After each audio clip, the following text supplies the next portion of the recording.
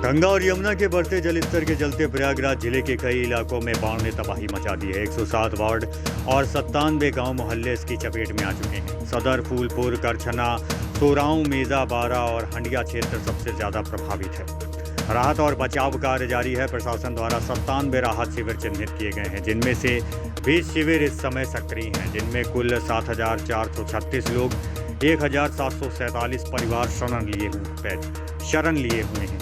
वहीं इतने ही लोग अन्य सुरक्षित स्थानों पर रह रहे हैं। सदर क्षेत्र में सबसे अधिक 17 राहत शिविर संचालित हैं, जिनमें Annie Besant school, Allenganj YMCA school, Saint Joseph girls school और महबूब अली इंटर कॉलेज जैसे स्थान शामिल हैं। बचाव के लिए 168 नाव और एक मोटर बोट तैनात। प्रशासन ने 168 नाव और एक मोटर बोट की मदद से लोगों को सुरक्षित स्थानों तक पहुंचाया है। 5,500 लंच पैकेट 3 टाइम आज वितरित किए गए हैं। आपातकालीन सहायता के लिए कंट्रोल रूम नंबर 0532 26 41 577 और 0532 26 41 578 प्रशासन की ओर से कंट्रोल रूम लगातार सक्रिय है और आम जनता से अपील की गई है कि किसी भी आपात स्थिति में इन नंबरों पर तुरंत संपर्क करें। हमारे प्रयागराज जोनल हेड कुलदीप सिंह ने जाकर शिविरों में अधिकारियों से बात की। जानिए क्या कहना है प्रशासन के अधिकारियों का। कहने का ये मतलब है कि परिवार की सुरक्षा यही नागरिक सुरक्षा है कि हर व्यक्ति अपनी सुरक्षा करे।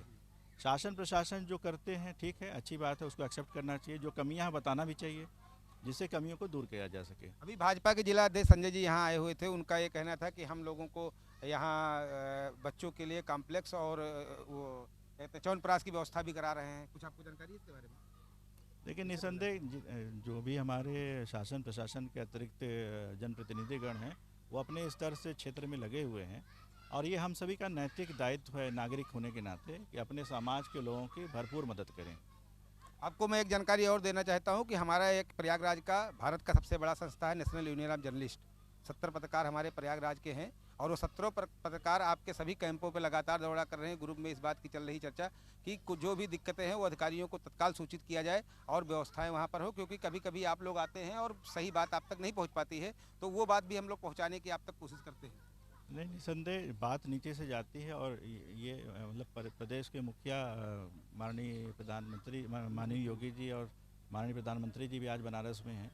तो ये जो बाढ़ का जो क्षेत्र है, जो सीन है और इसमें जो गंभीरता आ रही है, तो उसमें शासन प्रशासन पूरा एक्टिव है और हमारे चीफ वार्डन साहब से भी बड़े हाई लेवल के अधिकारियों ने भी मंत्रणा की, चर्चा की कि सारी सिविल डिफेंस की टीम को एक्टिवेट रखा जाए, जनता को सेंसिटाइज किया जाए कि स्वयं की सुरक्षा करें और NDRF को सहयोग करें।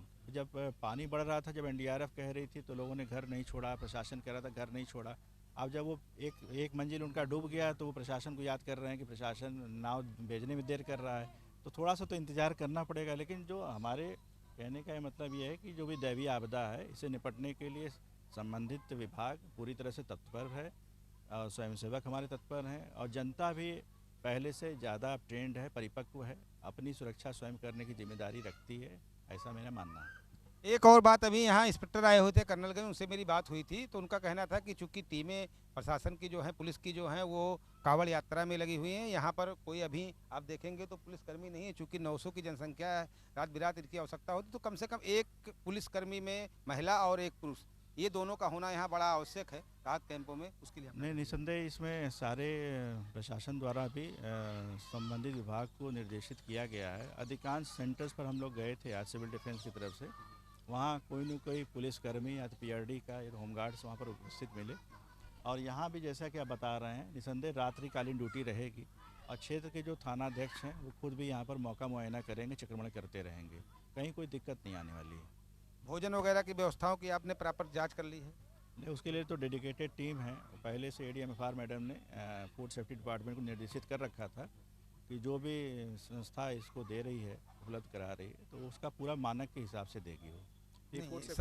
समस्याएं आज के डेट में एक रही है कि हमने जब दोपहर में कवरेज किया, एक तो यहाँ खुला भोजन का वितरण हो रहा था जो कि वो नहीं होना चाहिए। दूसरा, कढ़ी और चावल की वितरण की गई थी भोजन में, वो भी 3:30 बजे के आसपास।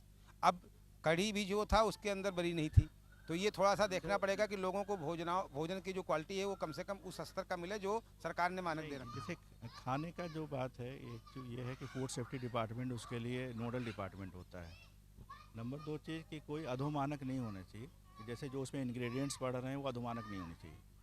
जैसे मैं बताऊं कि प्रयागराज की अपेक्षा वाराणसी में कहेंगे तो वहाँ सारे सेंटर्स पर खाना वहीं पकाया जा रहा है। तो ऐसा नहीं है कि कोई प्रतिबंध है कि खाना खुला न दिया जाए, क्योंकि लोग आ रहे हैं, खाना अगर उनको भोजन नहीं मिलेगा तो आप कैसे, हम तो ये कह सकते हैं कि वो मेरे कहने का नहीं है। खुला भोजन का तात्पर्य था कि एक तो 3:30 बजे का समय था और मानक पूरा नहीं था। भोजन में जो चीज़ें होनी चाहिए वो नहीं थी, उसकी क्वालिटी बेहतर नहीं थी, ना तो चावल की और ना तो करी के अंदर जो केवल करी था, बाकी चीज़ें उसके अंदर कुछ नहीं था। पूरा यहाँ के जो फूड विभाग के लोग थे उन्होंने हिला के दिखाया और उन्होंने बताया भी कि ये क्वालिटी मानक के रूप नहीं। नहीं, अब ये चूँकि हमारे कार्य क्षेत्र में तो नहीं आता, लेकिन आपकी इस बात को हम लोग यहाँ पर बताते हैं, जिससे कि एक निश्चित सुधार आएगा इसमें। तहसीलदार साहब थोड़ा सा कुछ बताना चाहेंगे जो राहत कैंपों में काम। अच्छा, वो तहसीलदार साहब कौन है? टीम लगातार दौरे पे है। अभी इससे पहले शायद एसडीएम साहब भी आए थे, अभिषेक जी भी यहाँ आए थे और कमिश्नर साहब भी लगातार दौरे पर हैं। लोगों को जितनी ज़्यादा बेहतर सुविधा मिल सके, है ना। और ये पूरी डिफेंस की टीम आपके सामने है। कैमरामैन से कहेंगे एक बार दिखाइए। तो शासन अपनी पूरी प्रयास कर रहा है कि लोगों को किसी भी प्रकार की असुविधा ना होने पाए, इस बात को लेकर। अभी इससे पहले हम लोग बाढ़ क्षेत्र में थे, वहाँ पर एनडीआरएफ और एसडीआरएफ की टीम भी लगातार काम कर रही थी, लोगों को रेस्क्यू करके बचाया। लेकिन अचानक अगर किसी भी चीज़ का तुरंत बाढ़ का इतना ज़्यादा प्रकोप आ जाएगा तो थोड़ा समय लगेगा। लेकिन ये है कि प्रशासन का कहना है कि हम तत्पर हैं और किसी प्रकार से किसी को कोई समस्या नहीं होने वाली है। कैमरामैन संजय सिंह के साथ zonal head Bharat A to Z news Kuldeep Singh का प्रयागराज।